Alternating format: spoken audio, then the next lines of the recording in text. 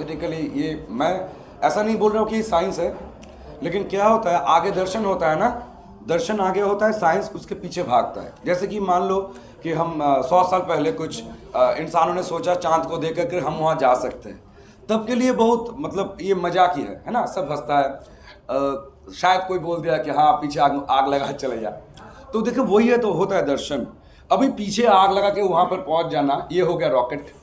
हाँ, और धीरे धीरे एक ज़माना ऐसा आता है कि इंसान ने वैसे ही मतलब एक चीज़ के ऊपर पीछे आग लगाता है और चले जाते हैं उधर। तो दर्शन पहले आता है कि हम क्या देखें, जैसे गैलीलियो पहले दर्शन करता है, उसके बाद वो आविष्कार करके प्रूव करते हैं। फिर आइजैक न्यूटन, वो तो ग्रेविटी तो है ही, लेकिन उसने दर्शन किया पहले उसको, उसके उसके बाद प्रूफ किया। तो ये जो थ्योरीज है ये वाला नहीं था वो कहानी में, वो था एक राइटर, जैसे आम जिंदगी में राइटर होता है, फ्रस्ट्रेटेड, उसका आक्षेप, उसका वेदना, उसका व्यथा, उसका जो किताब है वो ना चलना, और वो बाजारू लिखा, उसको आता नहीं, मतलब कैसे चौंका है, कैसे हंसा है, वो सही लिखता था। मतलब आम जनता की कहानी जिसके बारे में कोई लिखता नहीं, कोई सुनता नहीं है, ये सब लेकर आम जिंदगी के कौन सुनना चाहता है। सभी को फैंटेसी चाहिए होता है, मज़ा चाहिए होता है, रस चाहिए होता है, और डबल मीनिंग के डायलॉग, ऐसे बहुत सारे। आजकल साहित्य को क्या हो गया, तो वो फ्रस्ट्रेट था।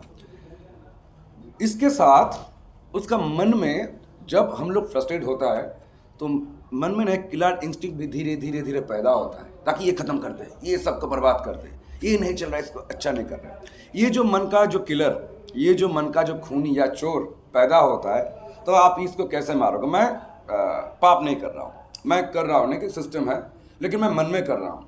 अब ये मन के पाप को जो पकड़ने वाला है वो एक ऐसे डिटेक्टिव होना चाहिए, या ऐसा पुलिस होना चाहिए, या खुद होना चाहिए वो जो मन के चोर को पकड़ता है, मन के पुलिस। तो ये कौन से मुझे आया कि जो मस्तिष्क है हम लोगों का, यानी मैं अभी साउंड्स, लाइट्स, पंचेंद्रिय, पंचभूत के बारे में बोल रहे थे, और मस्तिष्क देखिए सबसे गतिशील है, सबसे मतलब गति, मतलब अब अगर आंखें बंद करके अभी हम चांद चले जाए तो 1 सेकंड में चले जा सकते हैं। मस्तिष्क, brain is the time machine, the new theory. और अभी जाएंगे हम नानी के घर तो नानी के घर चले जा सकते हैं, लेकिन वो लाइट्स भी उतना तेज नहीं है, उसका भी एक लिमिटेशंस है। तो ये जो मतलब ये जो राइटर है, इसको लेकर मेरा था, और मैंने पुलिस को पैदा किया, डिटेक्टिव को पैदा किया, ताकि मैं ये सब भावनाओं को, ये सब मन का जो चोर है, इसको मैं धीरे धीरे बाहर लाऊं। रिफ्लेक्शन है, अपना रिफ्लेक्शन वर्ड, जैसे मैं सोचता हूँ, मेरा जो अंदर क्राइम है, और जैसे जो मेरा जो अंदर दर्शन है, ये सब को मिला के ना मैं पहले लगेगा खिचड़ी पकी है, खिचड़ी भी तो अच्छे लिखते, अगर अच्छा लगा तो ये खिचड़ी जम जाएगा। तनिष्ठा, आपकी भूमिका के बारे में बताएं। नमस्कार, मैं हूँ तनिष्ठा, मैं बंगाल से आई हूँ। वहाँ मैंने बहुत सालों से अभी भी थिएटर कर रही हूँ, और वहाँ बंगाली फ़िल्मों में काम करती हूँ। ये छिपकली मेरी डेब्यू हिंदी फिल्म है। मेरी जो किरदार है उसका नाम है विदिशा। बहुत सॉफ्ट स्पोकन एंड एक सिंपल सी कैरेक्टर है। दोनों लेयर्स है इस कैरेक्टर में। पहला तो ये है कि हमारे दिमाग में जो इम्प्रेशन आता है जब हम एक आइडियल पार्टनर के बारे में सोचते हैं कि अगर ज़िंदगी बितानी है तो इस तरह की इंसान के साथ ही बितानी है, जो कि हमें जज ना करे, जो कि हमें हमें हाँ, साथ देना जाने और एंड सपोर्ट करे, अनकंडीशनली प्यार करे। तो ऐसा एक डिस्क्रिप्शन है, डिज़ाइन है कैरेक्टर का। और एक मैजिक है, क्योंकि ये एक थ्रिलर मूवी है, तो I am also part of that thrill. वही है कैरेक्टर की ट्विस्ट, जो कि एक फिशीनेस ऐड करती है कैरेक्टर में।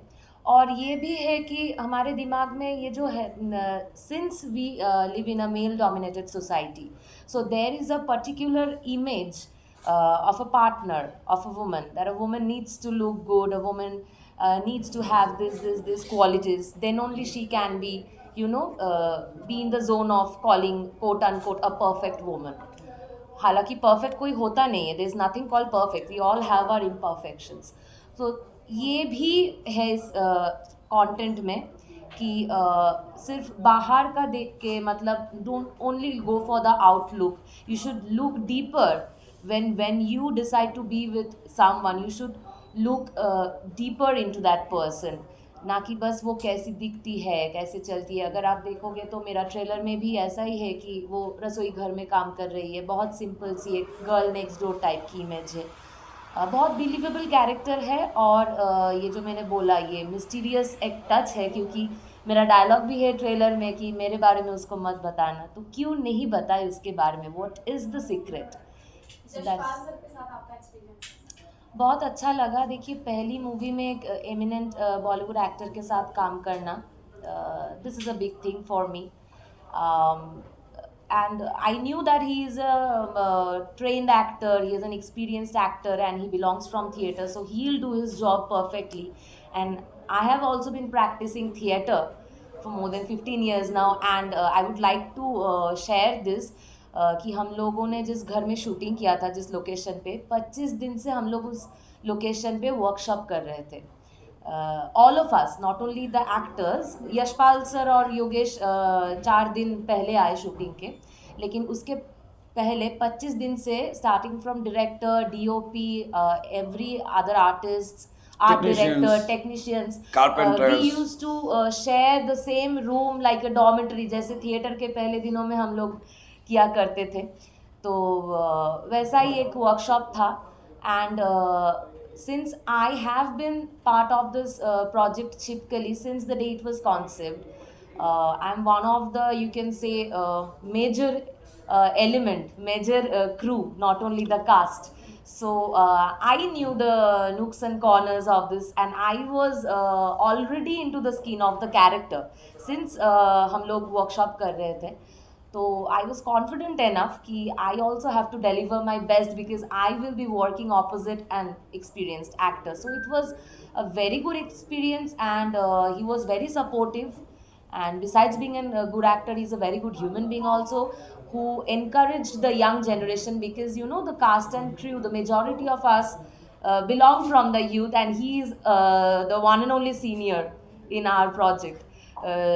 So he never made it feel like कि मैं बॉलीवुड से आया हूँ और ये है, वो ऑरा नहीं था। और वो बतावर भी नहीं था, मतलब हाँ, इतने काम में डूबे हुए थे। हाँ, क्योंकि सभी the first day he came, he told us कि अरे सब तो तैयार है, आप लोगों ने तो मुझे एनएसडी के दिन याद दिला दिए, because you know there was nothing like my department and my job. I have done the costume of this project.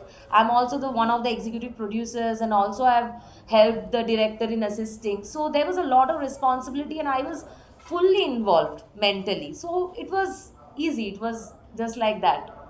अच्छा मैम, यशपाल शर्मा जैसे सीनियर कलाकार के साथ आपने काम किया है, तो यशपाल जी के साथ का कोई स्पेशल मोमेंट जो आपको याद हो और जो आप हमारे साथ शेयर करना चाहें? ये तो मैंने अभी एक बात बोल दिया कि उन्होंने आके हम लोगों को बोला कि उनको एनएसडी के दिन याद आ गए थे हमारे साथ काम करके। एंड बाकी के सभी बहुत स्वीट मेमोरीज है। एक कॉमन सा बहुत वो तो सारे होता ही है मूवीज़ में, शूटिंग के दौरान थोड़ा बहुत तो होता ही है, लेकिन फिर भी he also belong from theatre, I also belong from theatre, so there was this common connection. So वो आइस ब्रेकिंग जिसको बोलते कि पहली बार देखना और पहली बार मीट कर रहे तो थोड़ा वो टेंशन और वो हिचकिचाहट, ऐसा कुछ नहीं था। It was very easy between us. Senior कलाकार से कुछ सीखा आपने एक्टिंग के टिप्स वगैरह के बारे में? हाँ, थोड़ा बहुत तो देखिए थिएटर ही हमको हाँ, मैंने जितना भी कुछ सीखा है, since my root is from theatre, so वो टीचिंग्स तो कॉमन होती है, जैसे डिसिप्लिन, पंक्चुअलिटी, डेडिकेशन, सीरियसनेस, ये सब तो हम लोगों ने थिएटर से ही, मैंने अगर मैं अपने बारे में बोलूँ तो ये सब तो मैंने थिएटर से ही सीखा है। उनसे जो सीखा है कि मतलब just like that he could gel with us, just like that he could spread the positivity in us. He never made us feel like, oh, you have to maintain a barrier and I am an artist, a senior person. He never made that, never made us feel like that. So and when it comes to acting, see, I am not Tanisha, I was Vidisha on floor. He was not Yashpal Sharma, he was Alok Chaturvedi on floor, and we did our job. We rehearsed our lines and we did our job, so it was easy and simple going. It was a wonderful memory working with him. Sir, when the idea was conceived, when the one scene and the storyline was picked up. So, what was the basis? Number one, and did you think of the commercial aspect? Because I think the film is more artistically drawn. Art जब पैसा कमाता है तब वो commercial film बन जाता है ना। कोई भी कमर्शियल बोलो, ये जो आर्ट फिल्म्स है, कमर्शियल फिल्म्स है, आप देखना ध्यान से कि जो लोग बनाते हैं कभी नहीं बोलते कि ये आर्ट बनाओ, ये कमर्शियल्स बनाओ। जो लोग बाहर है वो लोग नाम देता है, जैसे जो राइटर्स है वो समालोचक नहीं बनते। हाँ, तो एक एक वो ना बाहर से छप गया। और क्योंकि हम जिस जनरेशन में जा रहे हैं जहाँ पर पूरे दुनिया में क्रिस्टोफर नोलन से लेकर मतलब बढ़िया बढ़िया फिल्म बन रहा है, कॉन्सेप्ट चेंज हो रहा है, वो हीरो स्टारडम वो तो गया, यहाँ पे हीरो को भी पता चल रहा है कि वो ज़माना नहीं रहा। अच्छे कहानी, अच्छे थियोरीज, अच्छी कुछ चाहिए, क्योंकि जनरेशन बहुत देख रहा है, मतलब पूरा वाइड मूवीज़ देख रहा है, नेटफ्लिक्स देख रहा है, अमेजोन देख रहा है। तो वहाँ पर जाके मैं आपका पहला की जवाब देता हूँ कि ये आइडिया ये मेरा था। टिक टिकी डाक, ये बंगाली एक मतलब मेरा एक शॉर्ट स्टोरी था। और जो जैसे कि बोला विनोद घोषाल के एक नॉवेल थे छाया जापन, वो एक राइटर के फ्रस्ट्रेशन था। वो राइटर का फ्रस्ट्रेशन अगर डालता तो वो एक आर्ट फिल्म जैसा होता, ये थिएटर जैसा, वो थिएटर भी था, एक मोनोलॉग, एक सॉलिलॉगी होता है ना, तो सुनता है वो ज्ञान, मतलब वो होता है ना प्रबंध जैसा होता है, कठोर शुष्क लेकिन ज्ञान वाला। और इसमें जो तड़का लगा स्टोरी का, ये डायमेंशन का, फोर्थ डायमेंशन का, फिफ्थ डायमेंशन का, वो मजा वो था, वो छिपकली का बोल जिसका मतलब होता है टिक टिकी डाक। तो ये वाला तो कॉन्सेप्ट ये था पूरा फिजिक्स से, दर्शन से, जैसे मोला भारतीय दर्शन। जब मैं गीता को पढ़ता हूँ, तब जब गीता को पढ़ता हुआ जब क्वांटम फिजिक्स को पढ़ता हूँ, देखता हूँ मैं कि एक ही चीज़ बोल रहा है। अब मल्टीवर्स के बारे में आप लोग जान गए हो, तो किताब में कब बोले कि मल्टीवर्स, ये सब है। तो जब दोनों दर्शन मतलब फिजिक्स, नया फिजिक्स और भारतीय दर्शन जब मैच करता है, और आप अगर दोनों को ही चर्चा करते हो, तब जाके आपके सामने कुछ नए थ्योरीज बनते हैं, कुछ सवाल बनते हैं, और उस सवाल को अगर पीछे करो तो कुछ जवाब भी मिलता है, और आप ना चौंकते हो, आपको मज़ा आता है। लाइक आप बोल सकते हो, मैं थोड़ा आगे जाकर बोल रहा हूँ, सेक्सुअल प्लेजर से भी ज़्यादा मज़ेदार है दर्शन। मैं बोल रहा हूँ दर्शन आपको ऐसे जगत में ले जाता है, आपको ऐसे अपने अब है सेपियो सेक्सुअलिटी की ज़माना, वो दौर नहीं रहे। अरे एक लड़की देख लिया, हाँ करके 10 बंदे खड़े हो गए, एक लंबा चौड़ा लड़का देख लिया तो अड़ाल से देख रहे, चुप के देख रहे लड़के, ऐसा ज़माना नहीं रहे। हाँ, कि अब अभी कुछ दिन पहले तनिष्ठा को फेस करना पड़ा था, कुछ जसपाल जी के साथ का किसिंग सीन का एक्सपीरियंस कैसा रहा। ये बहुत घटिया सवाल लगता है आज के ज़माने में। हाँ, हम पैदा होते, जो आर्टिस्ट होता है पूरा तो उत्सर्ग कर देते हैं एकदम पूरे ज़िंदगी के लिए, है ना। तो क्या होता है, हम नंगे आए थे नंगे चले जाएंगे, नंगेपन तो आर्ट होता है, ये प्रकृति नंगा है, पूरा नेचर ही नंगा है। कौन सा हम लोग को छोड़ के कौन क्या मतलब अपने ऊपर चढ़ा के घूमता है, कोई नहीं ना। तो ये सब ना धीरे धीरे बहुत पहले था। वो डिम्पल के बड़े ने एक बार बिकिनी पहन लिया तो पूरा इंडिया हिल गया, अरे बाप रे बाप। आज तो बेशरम रंग यूं ही होता है, कोई फर्क नहीं पड़ता है। मतलब शरीर से बाहर निकल कर ये जनरेशन सेपियोसेक्सुअल होते जा रहा है, मस्तिष्क के प्रति प्रेम।